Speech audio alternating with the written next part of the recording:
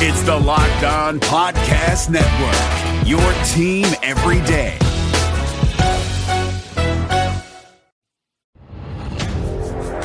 You are Locked On Seahawks, your daily Seattle Seahawks podcast.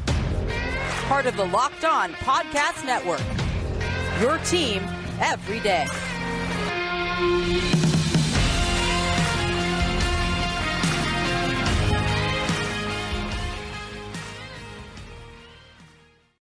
Greetings, 12. This is Corbin Smith, your host for Locked On Seahawks, riding solo for our Thursday episode, going to be answering your mailbag questions and sharing my top 5 most anticipated games on the Seahawks 2021 schedule. This episode is brought your way by Rock Auto.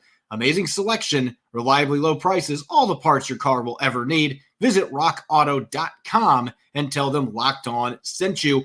Now for your lead story here on Locked On Seahawks. After missing out on the event last year due to the pandemic, the Seahawks will host a smaller than normal rookie minicamp this weekend at the VMAC.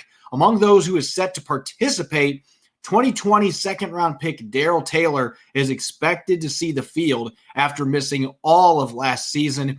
Obviously, these rookie minicamps are supposed to be geared towards first-year players just entering the league, your draft picks, the undrafted rookies that are signed afterward.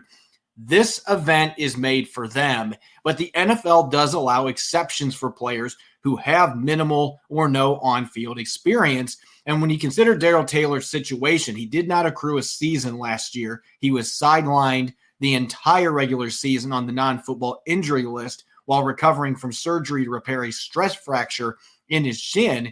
He obviously fits the criteria, and Seattle will be happy to get him some reps on the field. He didn't actually practice until the week they were preparing for the wild card round against the Rams. I've talked to a few people that thought he might have had a chance to make his NFL debut if the Seahawks would have advanced to the divisional round. Unfortunately, the Rams beat them at Lumen Field and ended the Seahawks season. So we never got to see Taylor on the game field. He didn't play at all in the regular season and didn't get a chance in the playoffs.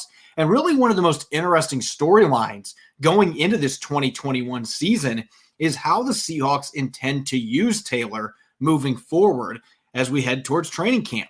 When he was drafted, Pete Carroll classified him as the ideal Leo defensive end. You can see why. 255, 260 pounds. He's got good burst off the edge, good balance, good flexibility, and bend going around the edge. So when you look from a size and athleticism standpoint, he's the type of player that the Seahawks have preferred at that position. But he also has past experience as a hybrid linebacker in college at Tennessee. His last 2 years for the Volunteers, he was playing more as a 3-4 outside linebacker that certainly rushed off the edge a lot. That was what he primarily did for Tennessee, but he's comfortable dropping back in coverage. He has done it in the past. He has the athleticism to do it as a Bruce Irvin type hybrid. And the Seahawks right now could use a player like that because Bruce Irvin himself is not under contract. He's coming off of multiple knee surgeries. There have been rumors out there that Irvin's going to retire. And KJ Wright, who ended up replacing Bruce Irvin early last season and did a fantastic job at strong side linebacker, he still remains unsigned. Now, maybe they'll end up bringing back either one of those players. I would think that Wright is a much better chance at this point coming back to Seattle. But if neither one of those players is on your 90-man roster heading into training camp, I would think Darrell Taylor would be the most interesting potential replacement because of his prior experience at Tennessee, his size, his athleticism. That is a position that he could play. And Pete Carroll said after the draft that moving him to strong side linebacker could be in consideration.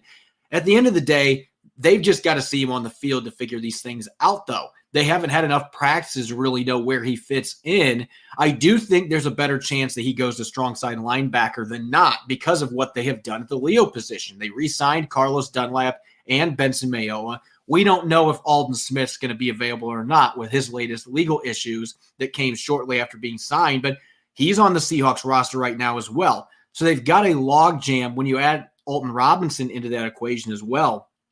They've got a number of possibilities rushing off the edge. Taylor could certainly still fit in that mix, but he would get more snaps if he's playing strong side linebacker.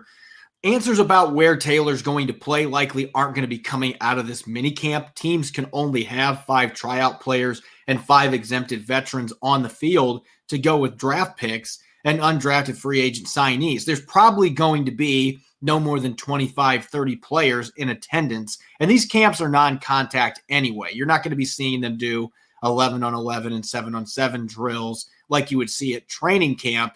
Nonetheless, this is still going to provide an opportunity for Taylor to get some drill work with linebackers as well as the defensive line as this team tries to figure out the best path for him to contribute. I'm not sure that you're going to learn much from these next few days. Really, to me, training camp is where you're going to get an idea what the Seahawks' plan is moving forward with Darrell Taylor, whether he's going to be rushing off the edge or he's going to be playing more of that hybrid role like we saw Bruce Irvin do so well for a number of years for the Seahawks. But it's just going to be nice having him on the field right now, a chance to be able to evaluate him, something they simply did not get to do last year. Simply seeing him in a helmet is going to be a big deal for the Seahawks. And they're hoping now that he's healthy, he can stay healthy and he can add another playmaker to this defense that improved so much in the second half of the 2020 season. When I come back in the second quarter, I'm going to be tackling your questions in our weekly Locked On Seahawks mailbag. We'll be right back. You're listening to the Locked On Seahawks podcast, part of the Locked On Podcast Network, your team every day. With the ever-increasing numbers of makes and models, it is now impossible to stock all the parts you need in a traditional chain storefront. Why endure often pointless or seemingly intimidating questioning and wait while the counterman orders the parts on his computer, choosing the only brand his warehouse happens to carry? You have computers with access to rockauto.com and in your pocket. RockAuto.com is a family business serving auto parts customers online for 20 years. Go to RockAuto.com to shop for auto and body parts from hundreds of manufacturers. Best of all, prices at RockAuto.com are always reliably low, and the same for professionals and do-it-yourselfers. Why spend up to twice as much for the same parts? Go to RockAuto.com right now and see all the parts available for your car and truck. Write Locked On in their How Did You Hear About Us box so they know we sent you. Amazing selection, reliably low prices, all the parts your car will ever need. RockAuto.com. What's up, everybody? David Harrison here of the Locked On Washington Football Team podcast. I actually just retired from the Army, and while that was a very exciting moment in my life, it also meant uprooting my family one last time. And not only that, but we moved in the midst of COVID, so finding the place that we really wanted to live wasn't as easy as it usually would have been. So we actually have moved a second time, and of course, every time we've had to wonder, is all of our stuff going to fit with our new house? Did you know that people who live in cities move 6 to 8 times before they even hit their early 30s? That's why you've got to check out Feather. Feather is a furniture rental company designed for people who want to feel at home no matter how often they move. Furnishing one bedroom can cost upwards of $6,000, but with Feather, you can furnish a bedroom with high-quality, beautifully designed furniture for the cost of your monthly utility bill. Their delivery team brings furniture directly to your home in as little as 7 days. They handle all the heavy lifting so you can go from an empty apartment to a fully furnished home without lifting a finger or assembling anything. And it's not just furniture. They have rugs, lamps, wall art, and more. What if you move to a new place with a different layout? No problem. You can easily get furniture that works for any space. Plus, by renting from Feather, you're choosing a sustainable alternative to fast furniture that won't end up in landfills. I remember vividly having to take time off of work or away from family events or social events that I wanted to attend just to wait for several furniture deliveries coming at different times throughout the week, but you don't have to go through that anymore. Try a new way to furnish your home right now. Feather has an exclusive offer just for Locked On listeners. If you go to livefeather.com right now and use the promo code Locked On, you'll receive $300 off your first month. Again, that's livefeather.com and use our promo code Locked On for $300 off your first month. Welcome back to the Locked On Seahawks podcast, Thursday edition. This is your host, Corbin Smith. Glad to have you listening in. Let's get to our mailbag here, shall we? Bunch of questions here from the 12s, a lot of them being schedule related as expected. First question coming from K95 Sports Tweets. In your opinion, Corbin, what's a sleeper game on Seattle's schedule, an otherwise competitive game that most fans might overlook? I've got a couple games that I think that jumped out to me immediately that we don't really know what the rosters are going to look like later in the season, but I think week 8 against Jacksonville is going to be a lot of fun. I know the Jaguars were 1-15 last year, but they also didn't have Trevor Lawrence. They got a generational talent at quarterback with the number 1 overall pick. I really believe Trevor Lawrence is going to be one of the best quarterbacks in the NFL in a couple years. I think he has that kind of talent. He has been elite at every level he's played at. I don't know if I'm necessarily sold on Urban Meyer being a great NFL coach. They have made some moves that I liked in free agency. I think most of their draft was pretty solid to go with Trevor Lawrence. So I think that's going to be an improved football team. And what really is going to make it a lot of fun is two of Seattle's previous offensive coordinators are on Jacksonville's coaching staff now. Darrell Bevell is the offensive coordinator, same position he had in Seattle. And Brian Schottenheimer is with him as the passing game coordinator. And obviously he was just replaced this offseason by Shane Waldron as Seattle's new OC. And so you've got those two. You've got Shaquille Griffin now playing on defense after signing a big multi-year deal with Jacksonville to get back to his home state. So there's going to be a lot of crossover flavor in that game. And I think Jacksonville is going to be much more competitive. Certainly that's a game that I think people are overlooking a little bit that I think is going to be quite a bit of fun. And I think the Week 16 game against the Chicago Bears, Justin Fields was one of my top quarterbacks in this draft class. I couldn't believe that he fell all the way down to pick 11 and the Bears traded up and got him. I think that Justin Fields has a chance to be a star in this league. I will be surprised if he is not in the starting lineup by the middle of the season. I expect that he will be under center in that game against the Seahawks. And a player that he has drawn comparisons to by some scouts is Russell Wilson. So you're going to get to see Justin Fields, a dual threat quarterback that can run in the 4-4s. You're going to get to see him going against Russell Wilson on the biggest stage. And it's going to be at Lumen Field. I think that gives the Seahawks an advantage. Certainly the Bears, one of their bigger strengths of their pass rush. You can mitigate that a little bit by playing at home. And they're not going to be able to feed off their crowd at Soldier Field. But nonetheless, I think it's going to be a game that's close. I think Chicago is going to be a team that if Justin Fields gets in there sooner rather than later, I could see Chicago surprising, especially if Aaron Rodgers gets traded out of the NFC North. Chicago might suddenly become the favorite to win that division. Minnesota is obviously going to be a talented team as well. I expect them to bounce back some. Detroit is probably a year or two away from competing in that division. But I think if Green Bay loses Aaron Rodgers, then suddenly those other two teams have a real chance to make some noise, especially if Justin Fields is able to come in and immediately play at a high level, which I think he's capable of doing. So I think the Jacksonville and Chicago games, both at home, are games that are under the radar right now that people aren't talking about, that have a chance to be exciting games for the Seahawks against teams that are going to be better than anticipated. Second question coming from Brian on Facebook. I've seen that the Seahawks have the easiest strength of schedule according to MGM. What's your take on strength of schedule in general? Well, to be honest, Brian, I think the strength of schedule, it's kind of one of those statistics that really doesn't mean anything to me. That's honestly how I feel about it. Do I reference it sometimes? Absolutely, because there really aren't any other tangible ways to look at the teams that you are going to be playing and trying to gauge, how difficult is this schedule going to be. But the reality is that strength of schedule numbers don't really mean anything because teams change so much from one year to the next. And we've seen in this league how much parity there is and how difficult it is to get back to the postseason year after year. That's why the Seahawks making it 8 of the past 9 years is an incredible accomplishment because teams just don't make the playoffs that regularly. It's difficult. It's hard to win games in the NFL. And so I always look at the strength of schedule metric, and certainly I'll reference it sometimes, but to me, it's just not that big of a deal. There are going to be teams that did well a year ago that had winning records that are going to fall back a little bit this year. They might have lost some players. There might be some injuries that hit during the season. And strength of schedule doesn't account for any of that. And so obviously the Seahawks are playing some really good football teams. They have a bunch of 2020 playoff teams on their schedule. And that's the reward that you get, so to speak. That's the reward that you get for finishing first in your division. You're going to be playing number one teams, top teams from other divisions from the prior season.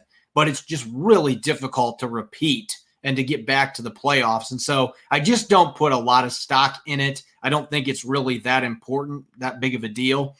Third question here from Tanya Bailey tweets, do you think KJ Wright will be re-signed? And are the Seahawks comfortable going with their current secondary personnel? So first part of that question, I still think that KJ Wright has a good chance of playing in Seattle. I just think the fact now that we are in mid-May and he still hasn't found a job, he clearly hasn't gotten the offer that he hoped he was going to get. And I feel bad for KJ Wright because I think in a normal offseason, he would have been signed fairly quickly, probably by another team. I don't think the Seahawks would have been able to keep him. I think somebody else would have signed him. But with the salary cap going down to $182.5 million and him being an older player, going to be 32 soon, and the fact he's had a few injuries thrown in there, I just think teams just weren't going to be paying big bucks for players like that, even though he has earned that money. I think last year was the best year of his NFL career, in my opinion. And so I think now that the best odds are him coming back to Seattle. I think at some point he's just going to have to decide, look, I'm not going to be getting anywhere close to the money I hoped I was going to. I want to finish my career in Seattle. They want me back. It's just going to have to be at a price that wasn't desired by me. And I think eventually he will settle there. So unless another team flies in, which of course could still happen, I think that the chance of him coming back to Seattle are pretty high. I like the odds of him returning and playing that Sam linebacker spot. As far as whether they're comfortable or not with the secondary personnel, I think they are comfortable. It kind of goes with what I said about KJ Wright, though. If Richard Sherman continues to be available and they really want to bring him back, I don't think that has been ruled out to this point. To me, that's the only move they would be making to upgrade the secondary at this point, though. There aren't a lot of veteran corners that are available anyway that would be worth the time of signing. Sherman is the one guy that would make sense. So until he's signed, I could still see the Seahawks maybe kicking the tires there. But I do think the group they've got right now, they would be content going into the season with that group. They've got a good blend of experienced veterans and youngsters such as Trey Brown, their fourth-round pick. I think they'll be content to go in with that group. If Sherman's available at the right price and he wants to come back, then I could certainly see number 25 returning to Seattle and finishing his career where it started. So that's one of the more fascinating things to watch here in the next few weeks to see what happens with Richard Sherman. Mark Law tweets, which of the new quarterbacks we face this year is the biggest challenge? I think you've got to go with Trevor Lawrence first. Like I said, I'm in the company that believes he has a chance to be one of the best quarterbacks in the NFL. And I know there are plenty of people out there that are like, well, his team lost to Ohio State in the playoffs. Well, I think Ohio State had the better football team. And that's not knocking Justin Fields. I think Justin Fields can be a star in this league too. And Trey Lance, you could make an argument, might have the highest ceiling of any of those players. Potential can be a dangerous word. They've got to develop him in San Francisco. But my point is, you've got a game late in the year against San Francisco week 14. You've got Justin Fields in week 16. Both those teams I could see having their rookie quarterback playing by that point, especially the Bears. And you know you're going to be seeing Trevor Lawrence in week 8. So they're going to be playing a lot of rookie quarterbacks. I just think as far as guys that are ready to come in and light it up right away, I think Trevor Lawrence is above everyone else. So I expect that that's going to be a challenging game. I mean, coming to Seattle for the first time is always tough for these rookie quarterbacks, but this is a kid that's calm and composed, not fazed by anything. He's been in the big stage. So I think Trevor Lawrence is going to be a player that could give the Seahawks some issues, especially because they do have some good receivers there. DJ Shark is one of the most underrated receivers. I think now with Trevor Lawrence being quarterback, we might finally see Shark get the attention that he rightfully deserves. So there's going to be some weapons for them to deal with. As I mentioned earlier, that's going to be a fun game when Jacksonville comes out to Seattle on Halloween.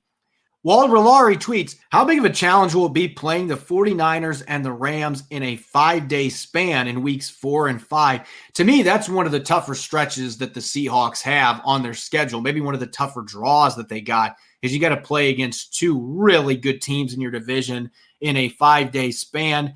The only good news is a Thursday night game against the Rams is going to be played at home. So that should be advantageous, especially with fans likely coming back to the stadium. I would expect by that point we could see full capacity by that point. So that's certainly going to help the Seahawks. But you know the 49ers are going to be much healthier. They're going to be full strength most likely in week 4.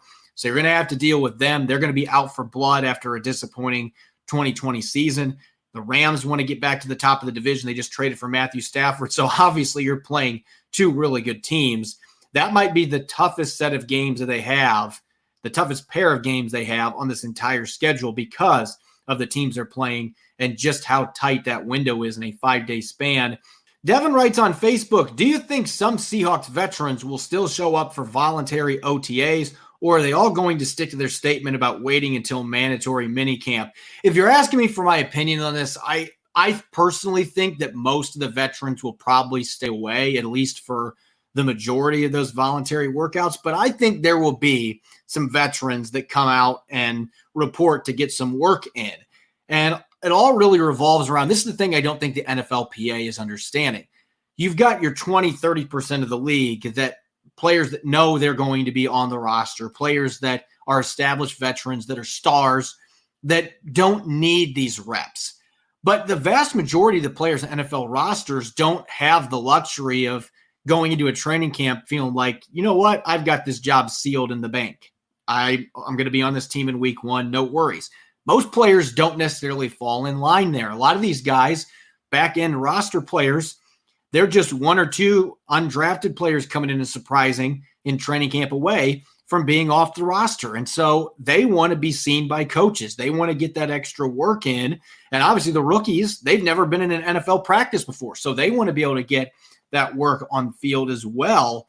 And so I do think there will be some players that end up, I'm not going to say it's crossing the picket line because they're not on strike, but there will be some players that go against that statement, and they do report for some of those voluntary workouts. And they shouldn't be criticized for doing so, especially if they're vaccinated for COVID-19. If they want to go out and get some reps, they should be allowed to do that.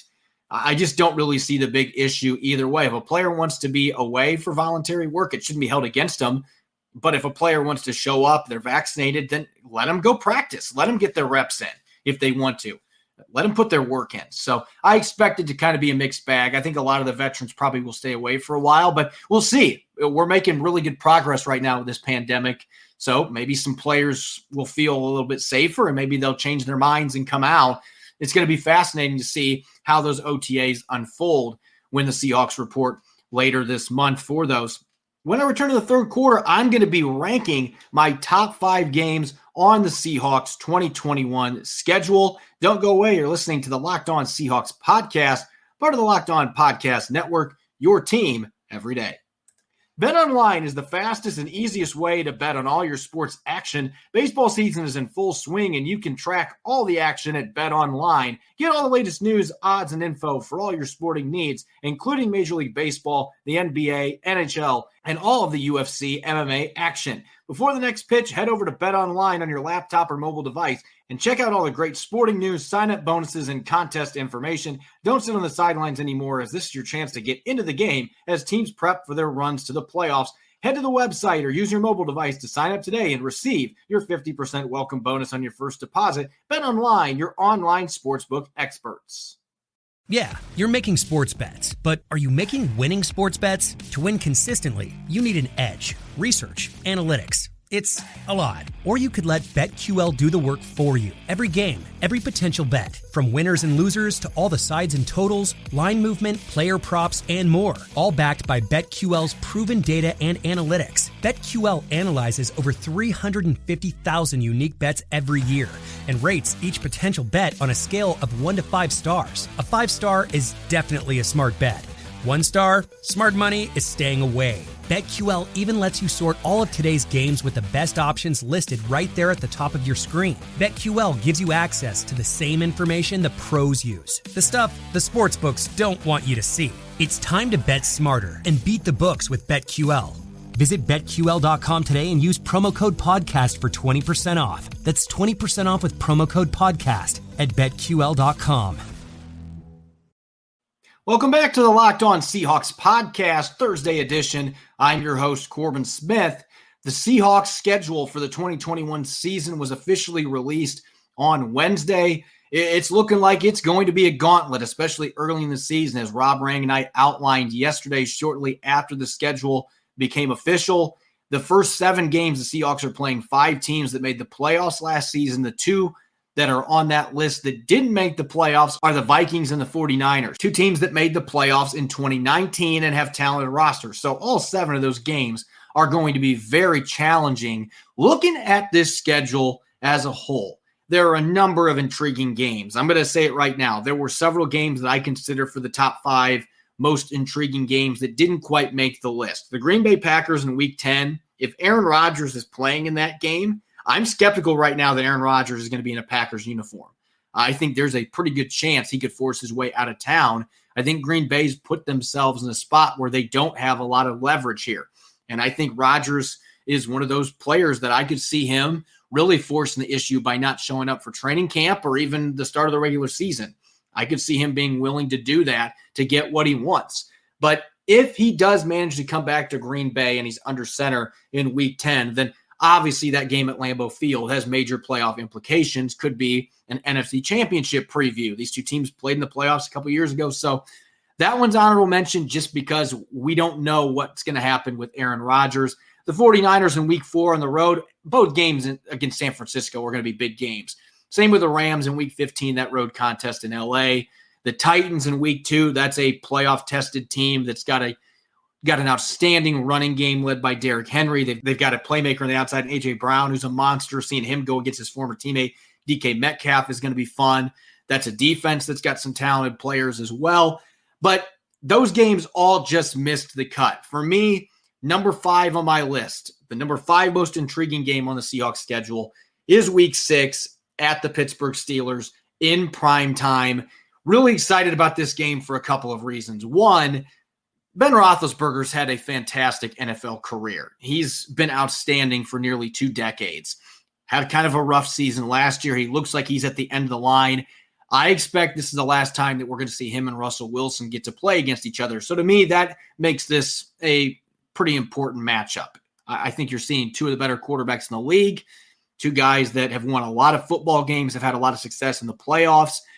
Last time they get to compete against each other, most likely. You add in the fact the Steelers have a very good pass rush, and that could cause problems for the Seahawks front line. It's a team that won a lot of games last year. I think Pittsburgh, if Ben Roethlisberger can bounce back a little bit, I could see Pittsburgh still being a team that can do some damage in the postseason. And so this is a tough place to play at Heinz Field. The Seahawks won there 2 years ago, but they have not had a lot of success historically playing the Steelers in Pittsburgh. So I think this is a game that's going to be a lot of fun. You've got 2 outstanding playoff-tested teams that are well-coached, that have quality quarterbacks, a number of weapons on the outside, good defensive players as well. I just think it's going to be a really fun primetime game in week 6.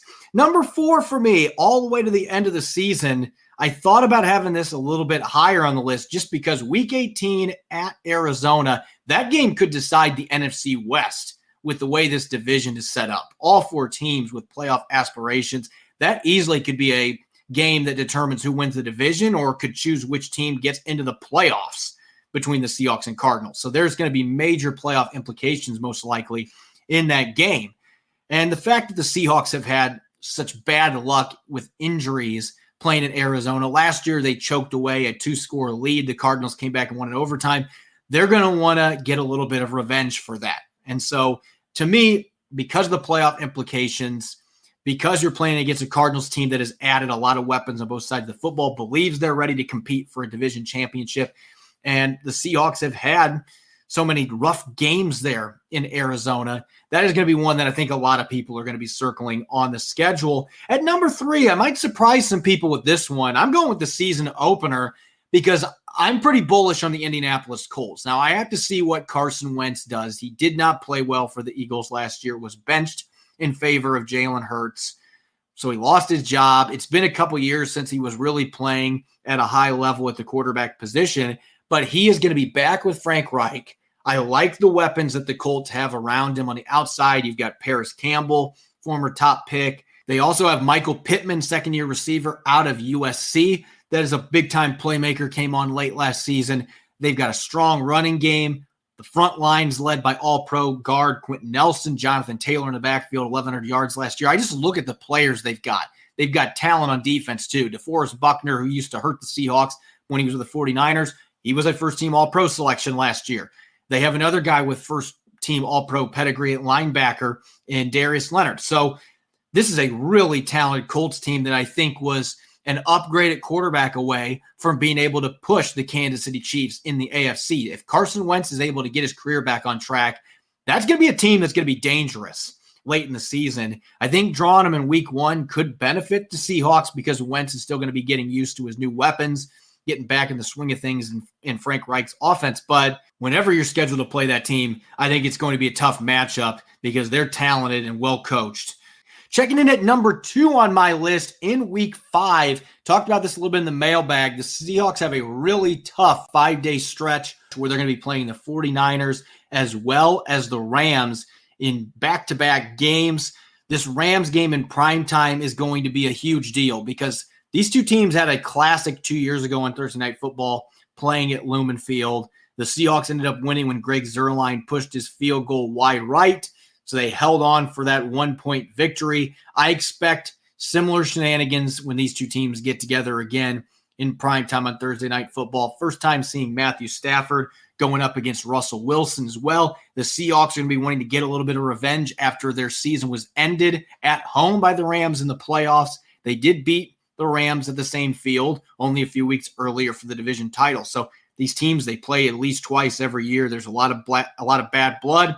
To me, this is the matchup of the two. Obviously, Week 15 is going to be very important in LA as well. But that Thursday night game, I think, is one of the most intriguing ones on Seattle's schedule. And last but not least, Week 14, staying in the division. I've been looking forward to this one. The 49ers coming back to Lumen Field. When they played last year, Jimmy Garoppolo was hurt in the middle of that game. Nick Bosa was out. They had a number of other key players that didn't play. So the Seahawks were able to take care of business. It wasn't anything like the game the year before where Jacob Hollister was stuffed at the goal line in the final minute, was just inches away from winning the NFC West for the Seahawks.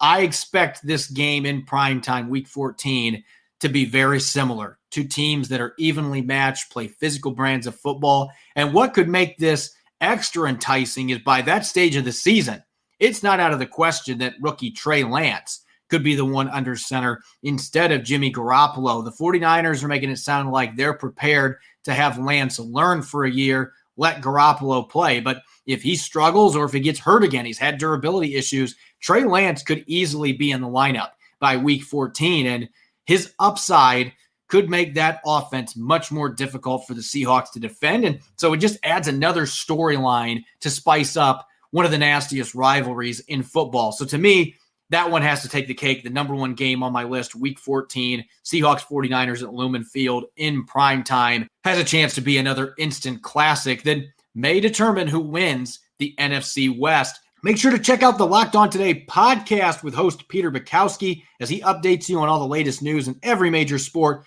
with the help of our local experts. Follow the Locked On Today podcast on the Odyssey app or wherever you get podcasts. You can follow me on Twitter at Corbin Smith NFL. Follow Locked On Seahawks on Apple Podcasts, Google Podcasts, Spotify, and the all-new Odyssey app. That's AUDACY. When we return for our Blue Friday show, Nick Lee and I will be making way too early predictions for all 17 games on Seattle's schedule. We're looking forward to the debate. We'll see you then. Enjoy the rest of your Thursday. Go Hawks.